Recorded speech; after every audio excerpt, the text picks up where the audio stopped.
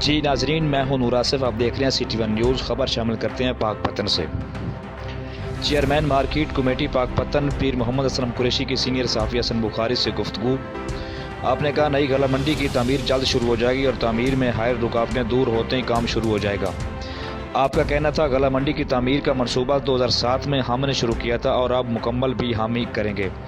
منصوبہ شہر کی ترقی میں اہم ثابت ہوگا کیونکہ غلہ منڈی کے تاجر برادری کو پرانی غلہ منڈی میں مشکلات کا سامنا ہے اور نئی غلہ منڈی کی تعمیر سے تاجروں کو کاروبار میں وسعت ملے گی۔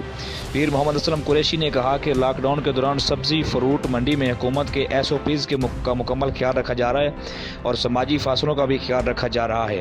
موذی وبا سے محفوظ رہنے کے لیے احتیاطی تدابیر پر عمل کر کے ہی بچا جا سکتا ہے۔ جی سبز منڈی میں ہم نے جو ہے کرونا کے حوالے سے جو بھی انتظام ہے SOPs گورنمنٹ کے مطابق ہم نے انتظامات کیے ہوئے ہیں اور ہم نے ادھر جو ہمارا عملہ ہے وہ ہمہ وقت ادھر کام کر رہا ہے۔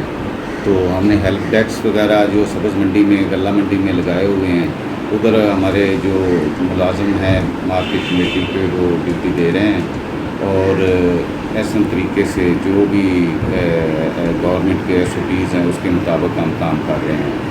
اور جو غلہ منڈی کا آپ نے سوال کیا ہے نئی غلہ منڈی کے لیے، وہ پائپ لائن میں ہے، ہمارا وہ پیپر ورک ہو رہا ہے اور وہ انشاءاللہ بہت جلدی اس کو کمپلیٹ کر کے ہم اس کی جو بھی آگے اس کا طریقہ کار ہوگا اس کے مطابق ہم کام کریں گے۔